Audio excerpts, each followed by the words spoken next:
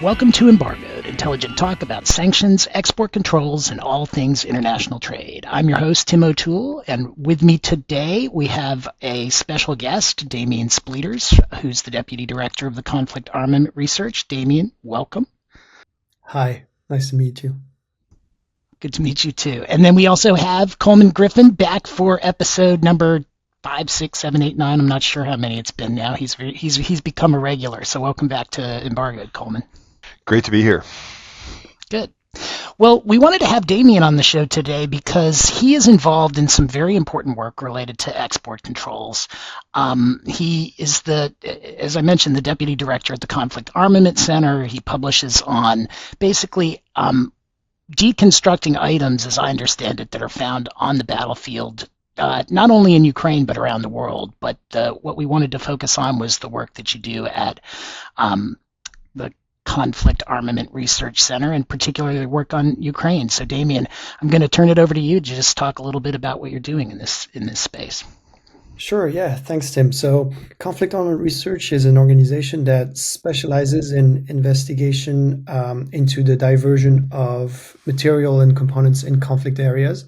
So, it's a very simple premise for the problem, is to try to understand what is being diverted, what is being used in conflicts. And that kind of methodology, which is based on our boots on the ground approach, is pretty straightforward. We send investigators to conflict areas for them to work with defense and security forces there and access whatever is being recovered in terms of weapons. And in the case of Ukraine, and then more recently, we are applying this kind of the same approach to Yemen and Myanmar and Sudan and other places. We'll simply open up all the weapon systems and look into all the chips, commercial chips that are being used and that have been diverted and used in the production of those weapons.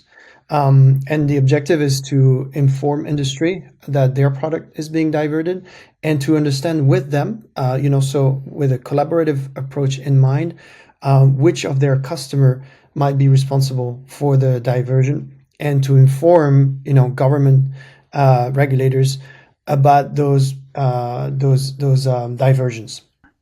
Got it. So let me make sure I understand. So basically, your folks go out to the battlefields and get products and figure out what types of items are in there and find the manufacturers, and then kind of work backwards to figure out, well, okay, so your product made it here. How did it get here? Is that basically the concept? Exactly. So we've started this more than a decade ago, and we were facing then a problem when discussing with policymakers that a lot of regulations were actually then made in some sort of vacuum, a shared understanding of what might be the problem, but rarely based on evidence. And so we started deploying folks into conflicts in West Africa, East Africa, and Middle East. And at the time, we were focused on conventional weapons. So your typical, AK-47 type rifle and ammunition, and trying to trace them back from where they were found in the battlefield to the National Export Agency that had authorized the trade to, a certain customer in another country, and then go to that customer and understand how they might have lost custody over the weapon. And then we, pretty much figured out that we could apply the very same methodology to other type of commodities. So when I started with Conflict Armament Research in 2014, I was focusing on ISIS, so Islamic State. Went to Iraq and Syria and looked into the conventional weapons that were recovered from Islamic State forces, and found that a lot of chemical precursors were actually used by the group to make improvised explosive devices, and that we could trace those commodities as well with industry, and then inform the U.S. government, the European governments that some products made by industry based in their country was actually being diverted and used by a terrorist group. And then fast forward to 2022, we're applying the very same methodology. So we currently have a team in Ukraine.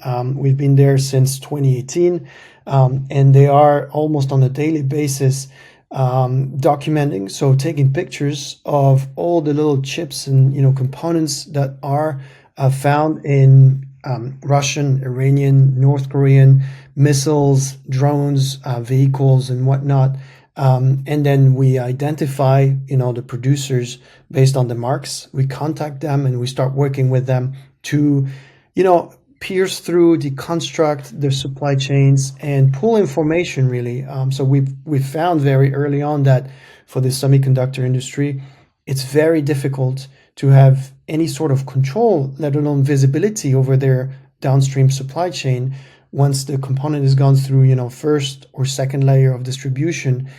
It gets lost there. And then, our methodology pulling information has enabled us to kind of triangulate a series of entities previously unknown, not sanctioned, that we have found are linked directly or indirectly to diversion. And, the kind of information we have generated has helped come up with, more effective sanctions and export control on the part of regulators like BIS or OFAC, but also, has changed industry practices directly with producers and distributors.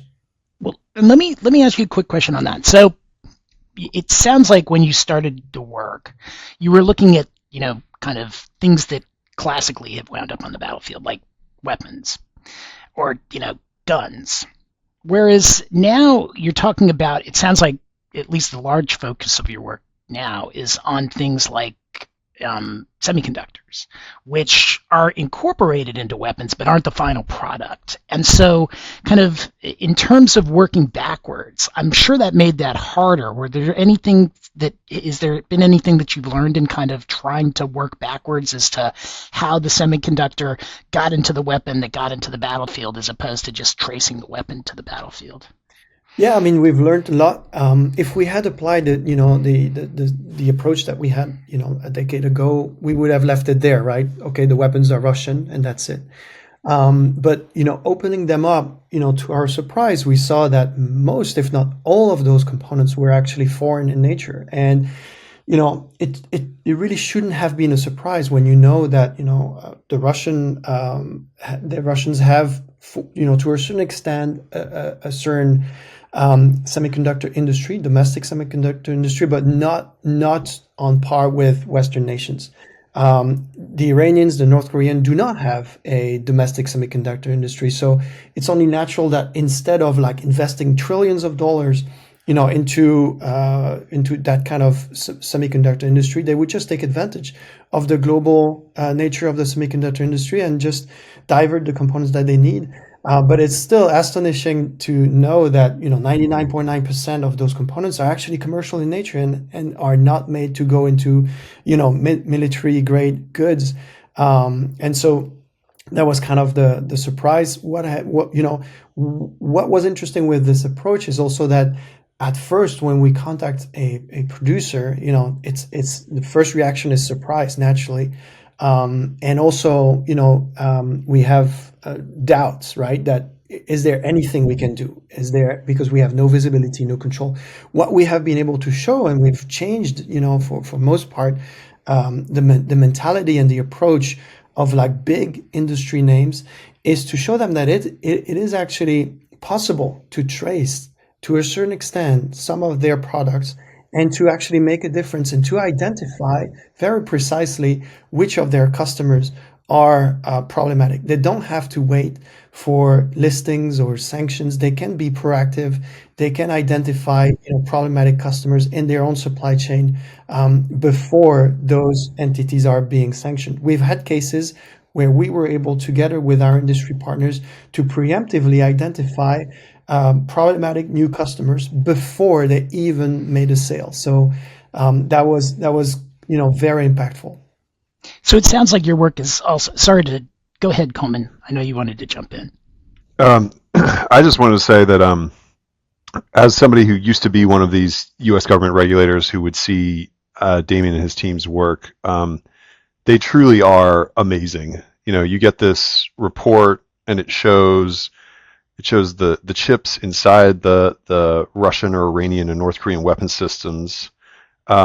And then it shows just the extraordinary amount of research that they've done working with the manufacturer to sort of figure out who was the last legitimate custodian to possess that chip. And sort of building off what Damien was saying, even as a a long time sort of export control practitioner, for several years, seeing one of these reports really drove home to me what's at stake in terms of export control and export control policy, and why it matters so much. And then another thing, and I think we'll probably get into this a little bit, is what it also really revealed to me, which was fascinating, is that the game is really all about uncontrolled goods and uncontrolled entities, if that makes sense. You think it's when you look through the commerce control list, you see all sorts of technologies, and if it's a tightly controlled ECCN, the risk of diversion is actually much lower, which sort of surprised me. A lot of the stuff that you see in one of Damien's reports is an EAR 99 or a 900 series item, and then the unlisted entities is fascinating to me. It's, you would think that sort of naively that a lot of the diversion goes through listed entities, but in a way it's actually, once the entity goes on the list, then it becomes a less effective diversion tool for the bad guys, and then it all turns around into the unlisted entities. So just wanted to jump in to say that it's great to have Damien on the podcast, and his work is really extraordinary in kind of what it can tell us about export controls. Yeah, no, I'm very impressed, and I think one of the things that impresses me is it sounds like, from what I'm hearing, Damien, you're working backwards from the battlefield to try and figure out kind of what are the parts that are being diverted and how do you trace backward. But then you're working kind of forward in a compliance way with the manufacturers or the makers of these parts to try and, assuming they're not the ones that are intentionally sending these to the battlefield, which I'm guessing doesn't happen very often, if ever. Where was the weak link in the chain, and how can you prevent it going forward? Is that kind of part of the forward compliance work? Is that like a big part of what you do? Yeah, so that's a big part of what we do, and you summarize it very well. So we start from the end, and then we start from the beginning, and we try to meet in the middle to understand exactly where that kind of black box is, where the problem is. And very often we have found that it is at the local distributor level that you might have a problem, and we've seen this kind of big focus on producers for the last few years as perhaps a little bit of a sunk cost fallacy there. The name of the producer is literally on the chip, so it's very easy to point the finger and to say you are responsible for the diversion of your own products. But we have found that in reality it's not the case, and that it's more complex than that. And instead of pointing the finger, it's way more productive to kind of work with these folks and try to understand which of their customer is problematic, and how they should be informed of that, and how they can better shield themselves against diversion of their own products. So it's been a very illuminating type of work for us, to adopt that kind of collaborative approach, and we have found, for example, I think we've got more than 350 type of name of manufacturers identified. But in 80% of our responses from these manufacturers, we've identified the top 5 distributor. So you have a kind of a natural funnel there, in terms of investigations where the focus should be, and that's where we're heading. Got it.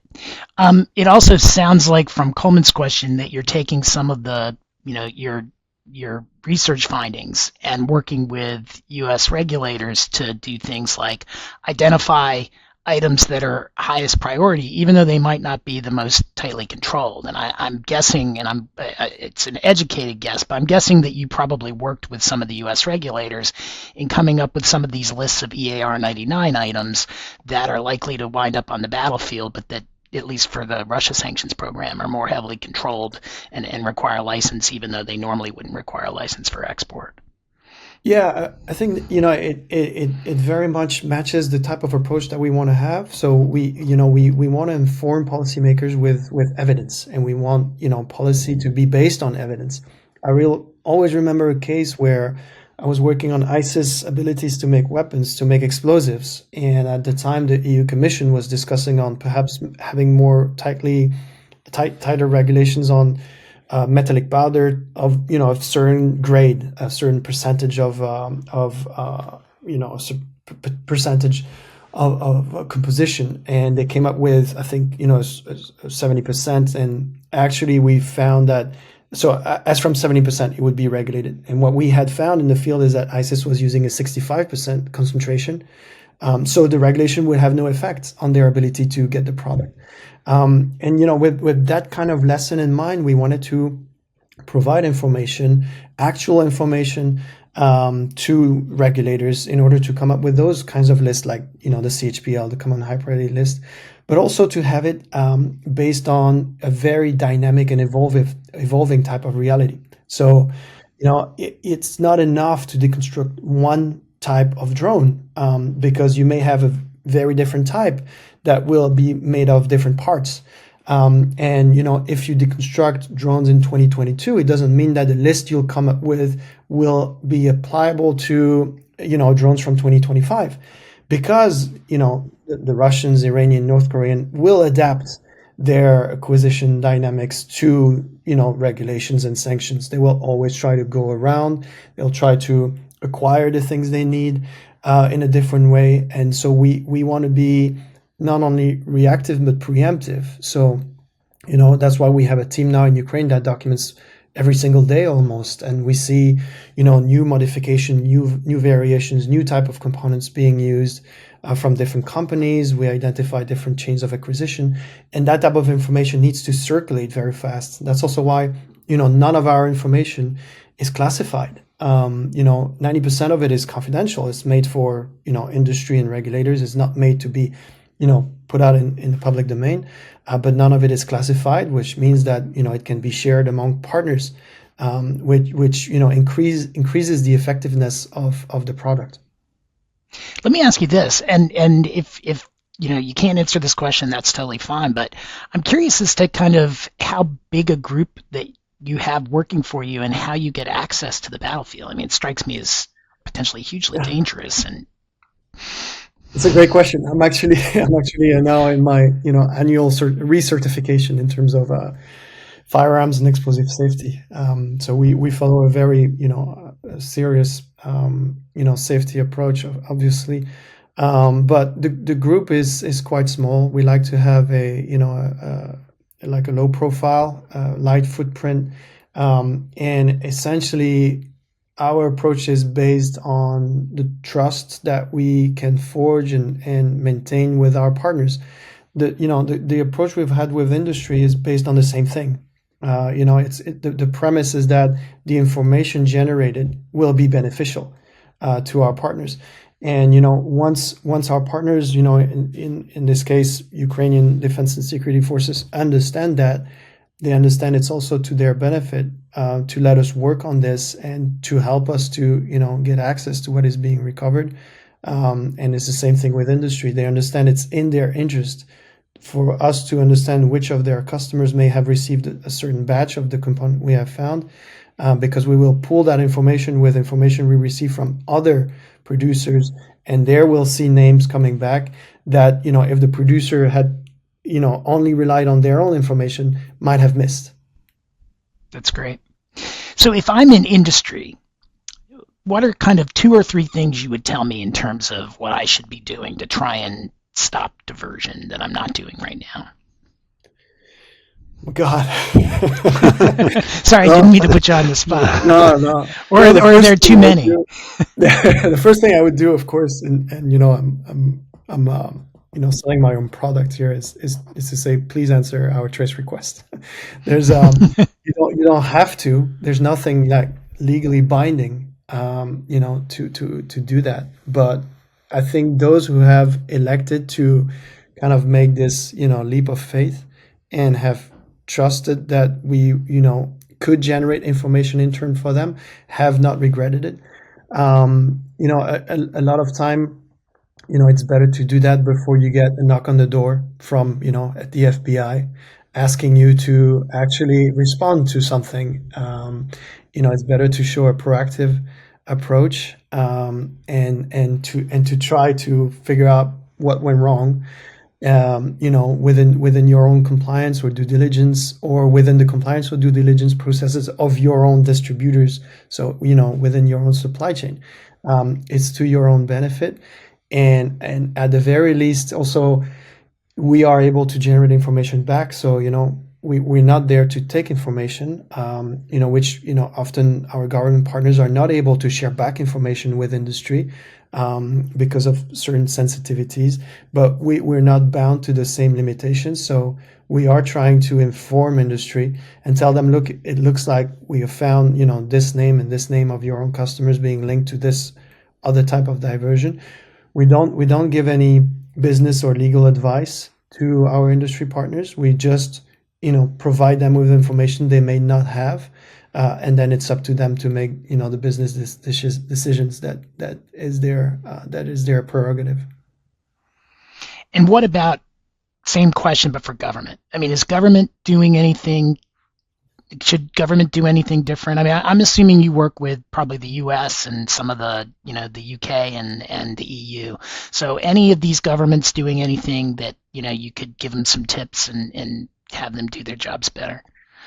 I think they're already doing a great job, to be honest. Compared to a situation we had faced, like let's say 5 or 10 years ago, I see now a lot more kind of this creative thinking on the part of not only industry but especially regulators, where they really do want to find a solution and pool resources, and try to deconflict, and the level of trust we have received from government partners, the level of support we have received from them is still very humbling to me. And I would lie if I would say they don't take this seriously.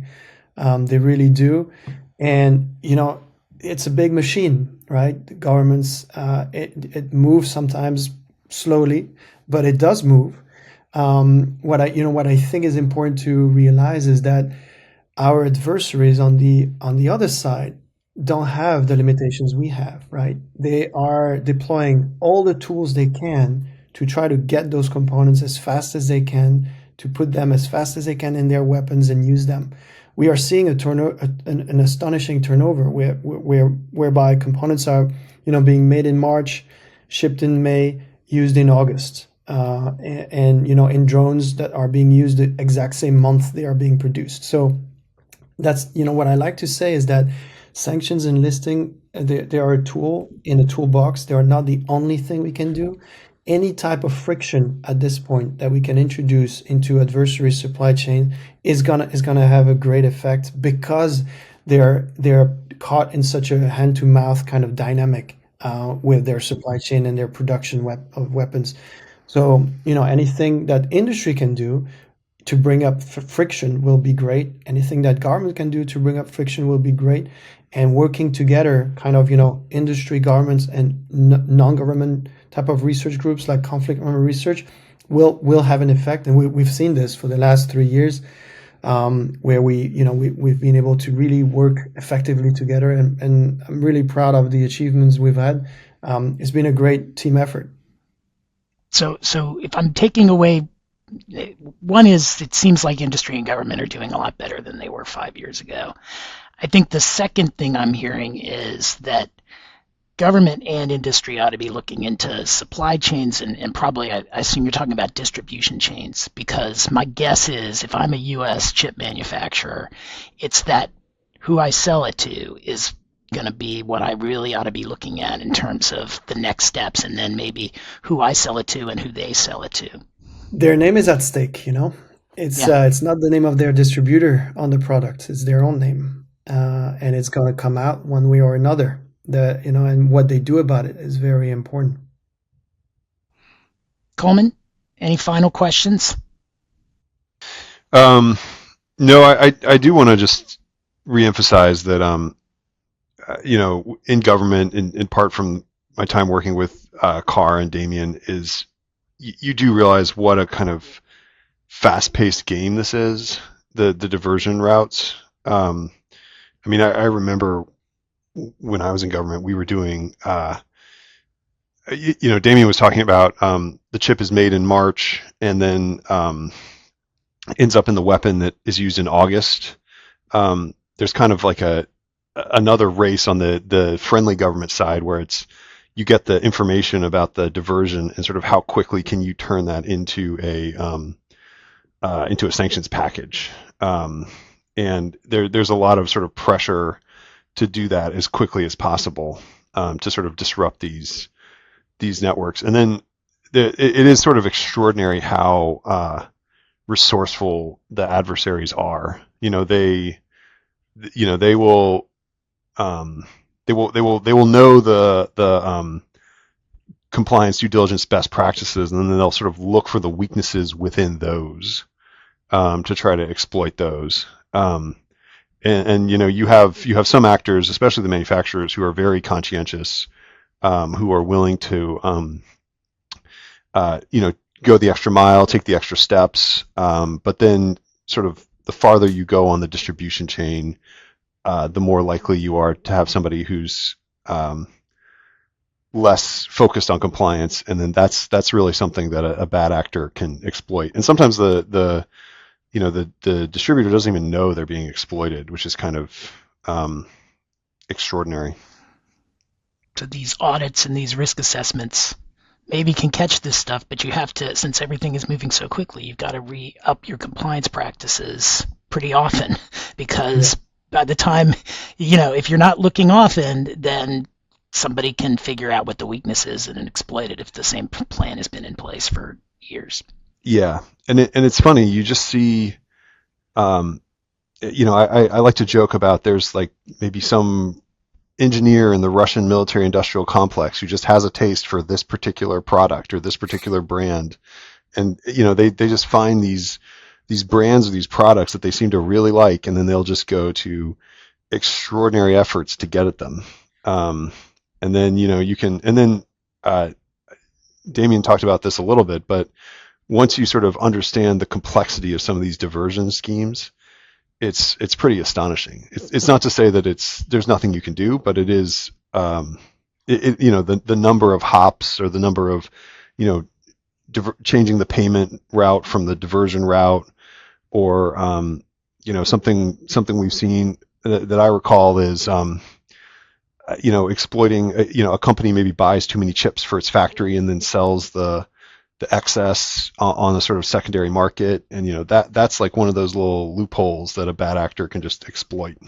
So we have seen also that this is a long game, and people tend to forget this is a long game. It's not because you take sanctions now that it's going to have an immediate effect, and therefore it's also a narrative control. There's a narrative control aspect to it, whereby the Russians will say, look, you have so many sanctions, but we're still able to make weapons, so your sanctions are ineffective and essentially are only hurting your industry.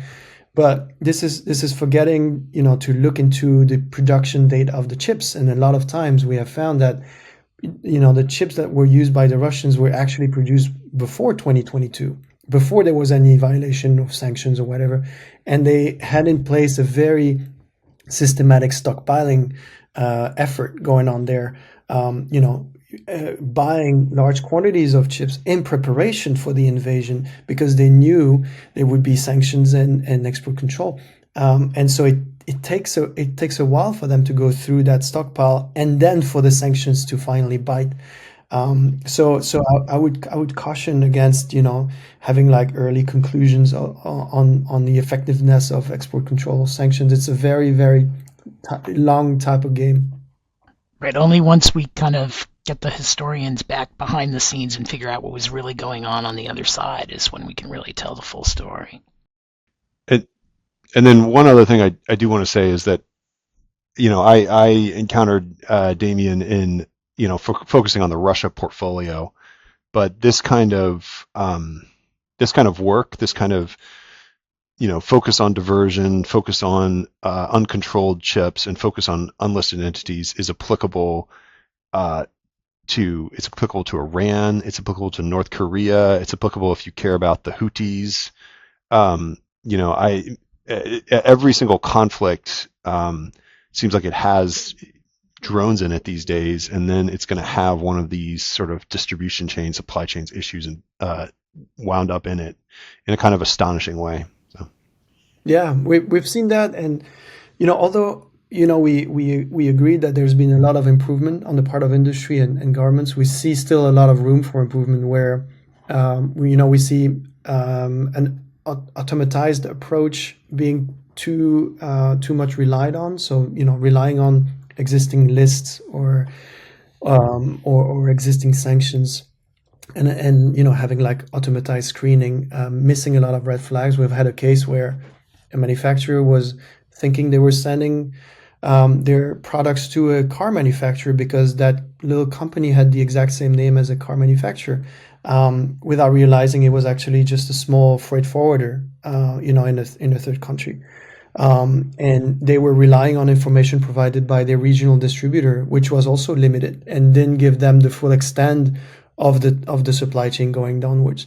So when we informed them that that customer of theirs was not a car manufacturer but a freight forwarder, they went back to their distributor and got the kind of real information from them, which I suppose was there all along and had been misreported, that it was actually sent through that freight forwarder to 3 other big companies, some of which displayed clear red flags of being very close to Pyongyang.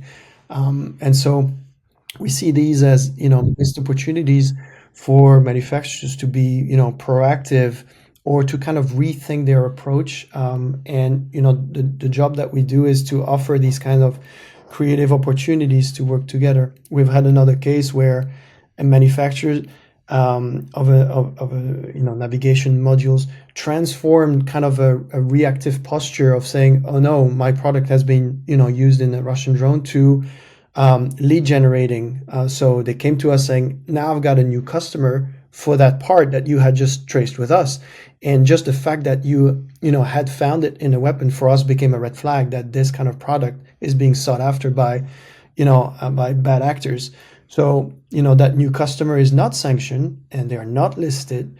They kind of check the box for us, but now we have a higher level of, alert on this kind of product. So could you check if you, know that company? And effectively, we have seen that company had been linked to other cases of diversion. We told them, and that's kind of the preemptive effect that I was talking about earlier, where that new customer was requesting 10,000 items. And so they said no to it based on the information we had found. So that means that Russia was not able potentially to produce 10,000 drones.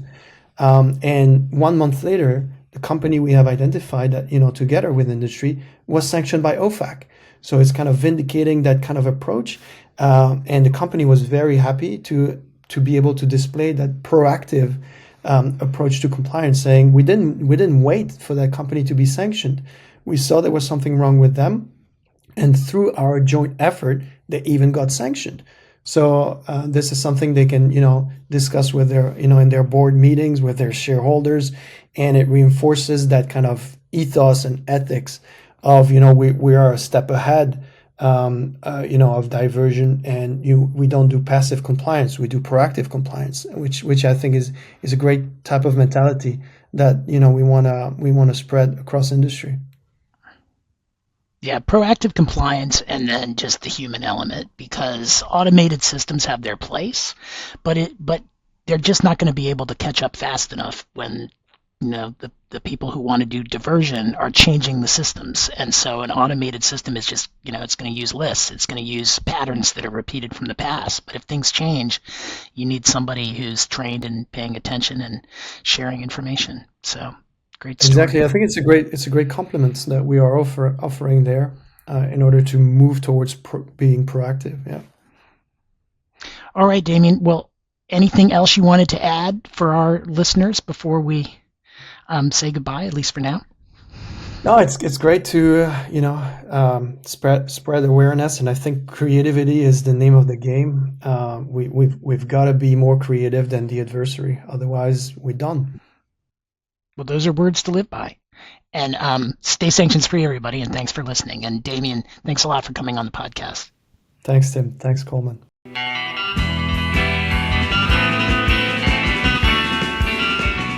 Produced by Heartcast Media.